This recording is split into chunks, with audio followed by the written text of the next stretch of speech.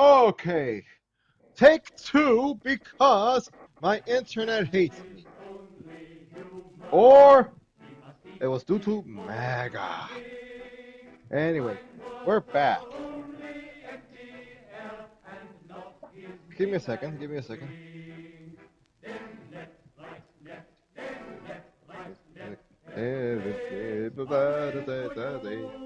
Okay, let's go back. Load.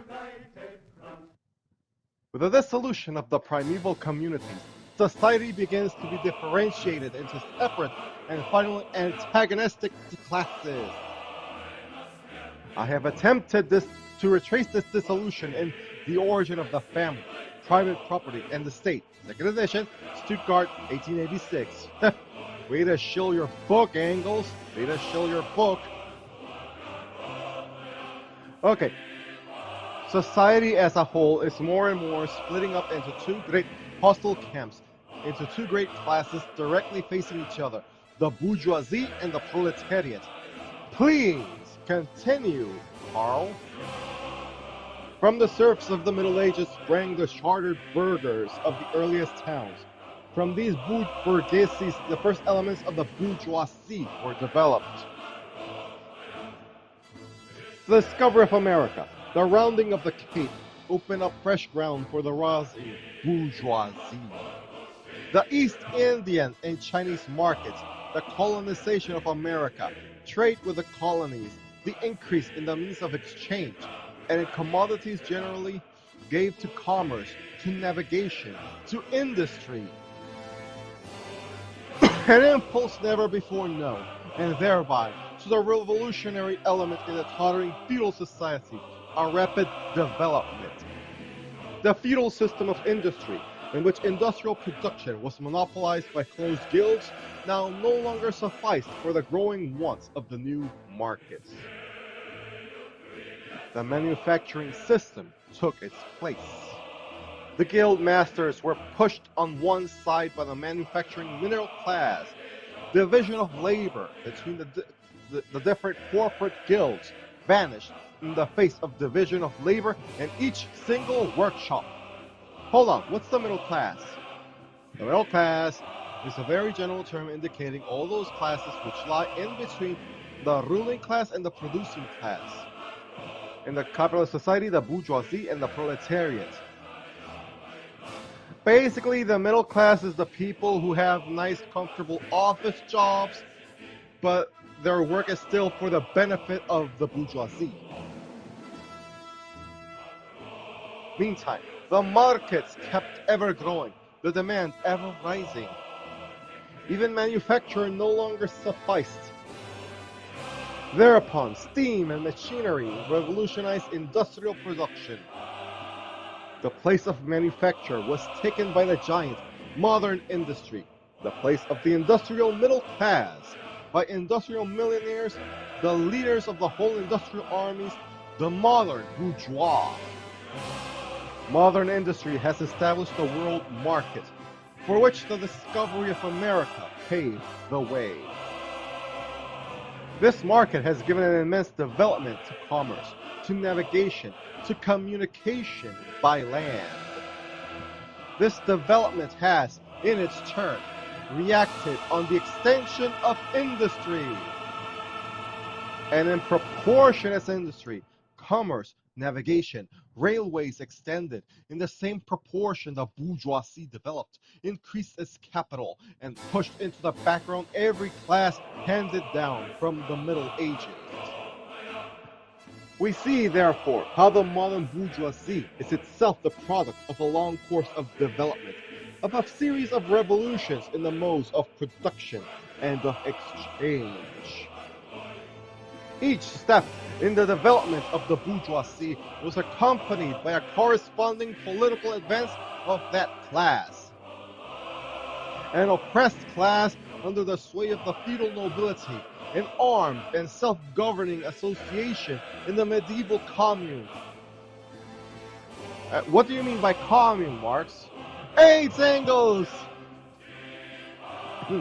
This was the name given their urban communities by the townsmen of Italy and France. after they had purchased or conquered their initial rights of self-government from their feudal lords. Commune was the name taken in France by the nascent towns, even before they had conquered from their feudal lords and masters local self-government and political rights as the Third Estate. What are rights? Can you tell me what rights are? Rights is the system of socially regulated freedoms having its origin in pre-capitalist societies, reflecting the developing relations between individuals, social classes, and the whole community. A right is actually as written and enforceable law, but has its origins in the social relations of production, and right exists even where it has not yet attained legal form. Furthermore, right is never an altogether settled question, but is contestant and in change. Okay, what's an estate? Political life in feudal society was based on the blah blah blah, etc. etc. in estates. An estate differed from a class because an estate subsumed the exploited within a sector of the life of society and the representation of the exploiters. You had the landed aristocracy, the people who owned land, the church, those people, and the bourgeoisie. I ain't reading all this, I am not. My throat is dying on me. Generally, for the economical development of the bourgeoisie, England is here taken as the typical country. For its political development, France. Biangles. Here, independent urban republic. There, taxable third estate of the monarchy. Okay. Afterwards, in the period of manufacturing proper, serving either the semi-feudal or the absolute monarchy as a counterpoise against the nobility, and in fact, cornerstone of the great monarchies in general.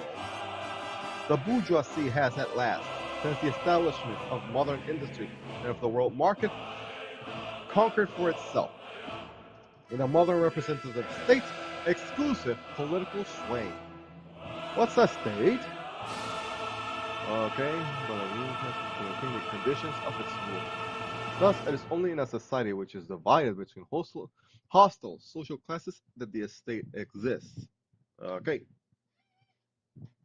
The executive of the modern state is but a committee for managing the common affairs of the whole bourgeoisie. Okay. So, what is the revolutionary role of the bourgeoisie? The bourgeoisie, historically, has played a most revolutionary part. Wherever it has got the upper hand, has put an end to all feudal, patriarchal, idyllic relations. And the end is an ideal state of affairs which is intended, and means are the methods by which the end is achieved. Okay. It has pitilessly torn asunder the motley feudal ties that bound man to his natural superiors, and has left remaining no other nexus between man and man than naked self-interest, than callous cash payment. It has drowned the most heavenly ecstasies of religious fervor, of chivalrous enthusiasm, of Philistine sentimentalism, in the icy water of egotistical calculation.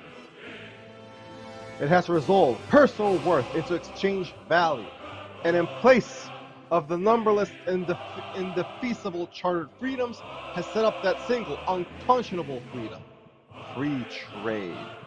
What's a value? A commodity is, in the first place, a thing that satisfies the human want, and is a thing that can be exchanged for another thing, okay? The utility of a thing is a use value. Exchange value is a ratio, the proportion, in which a certain number of use values of one kind can be exchanged for a certain number of use values of another kind. Very interesting. But I don't have time for all of this. What is freedoms?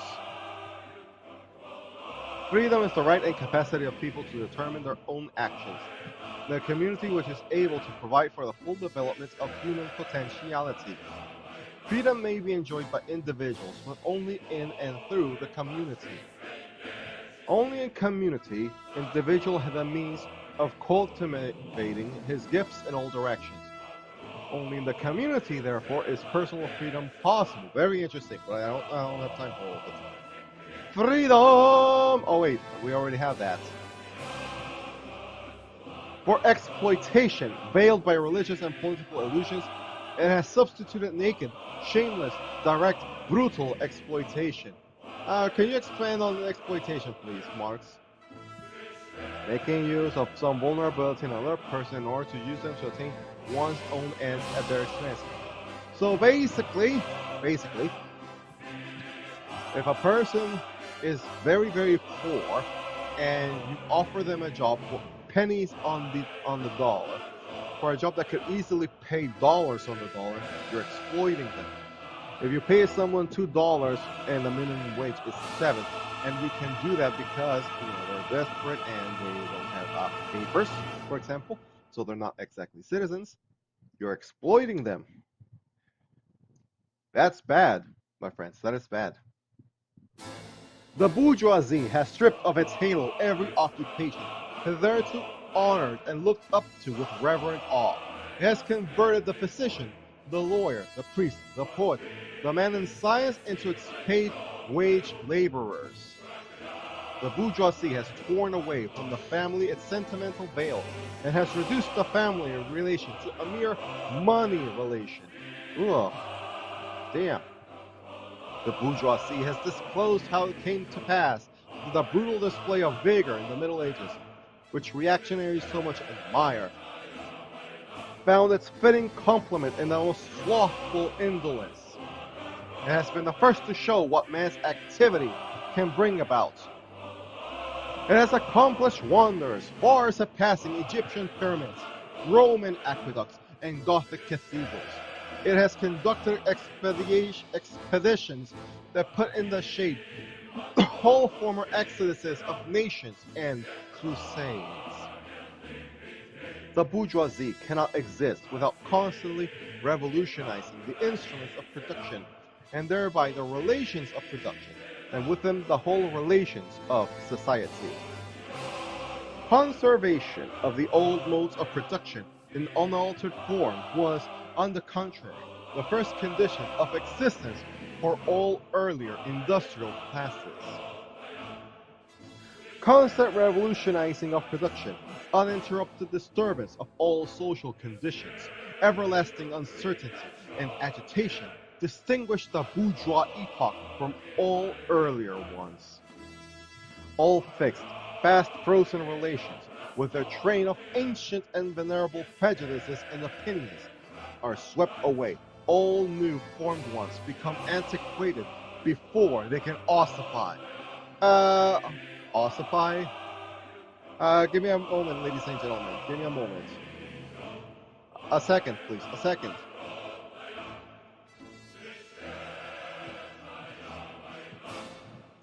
Turn into bone or bone into... Okay, thank you.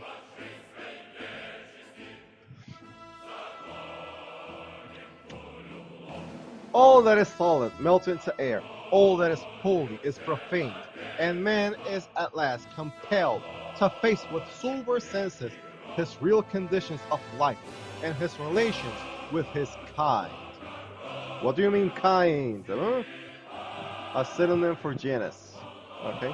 Genus is a concept usually identified with biology, but it's also important in Hegel's logic as part of the development of the idea, where he develops the dialectic opposition between the life of the living individual and the life of the genus. Okay, so it's people. Yeah, people. I think that's kinds of people. Yeah, okay. The need of a constantly expanding market for its products chases the bourgeoisie over the entire surface of the globe. It must nestle everywhere, settle everywhere, establish connections everywhere. The bourgeoisie has, through its exploitation of the world market, given a cosmopolitan character to production and consumption in every country. To the great chagrin of reactionists, it has drawn from under the feet of industry the national ground on which it stood. All old established national industries have been destroyed or are daily being destroyed. They are dislodged excuse me, by new industries whose instruction becomes a life and death question for all civilized nations, by industries that no longer work up indigenous raw material, but raw material drawn from the remotest zones. Industries whose products are consumed not only at home, but in every corner of the globe. In place of the old ones, satisfied by the production of the country, we find new ones, requiring for their satisfaction the products of distant lands and climes. That's climates. In place of the old local and national seclusion and self-sufficiency, we have intercourse in every direction, universal interdependence of nations. And as in material, so also in intellectual production. The intellectual creations of individual nations become property. Can you tell me more about property, Marx? Property are fundamental social relations in which the relations between people are expressed in the relation between the... what?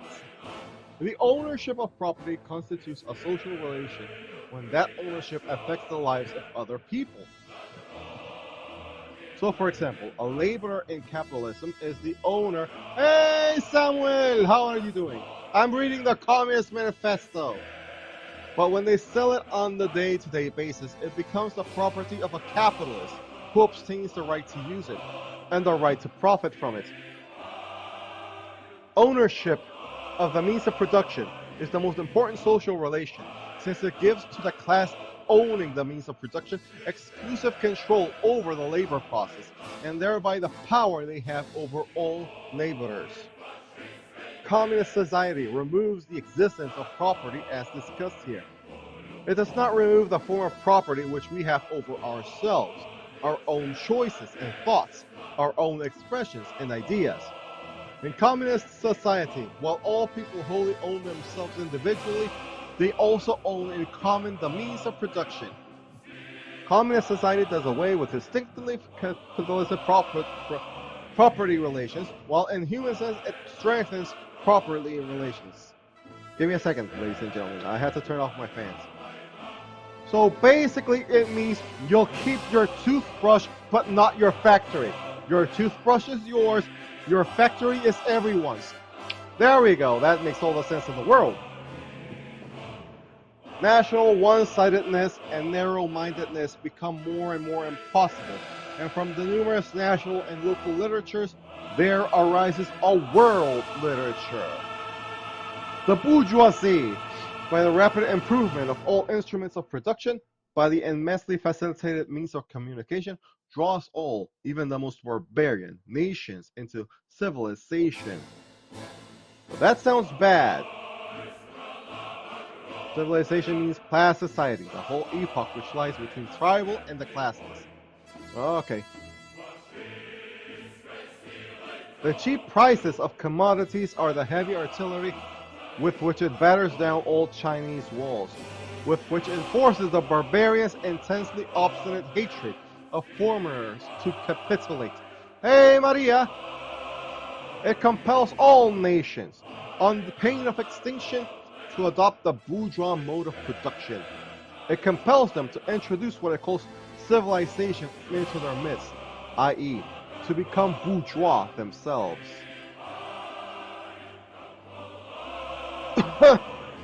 It creates a world after its own image.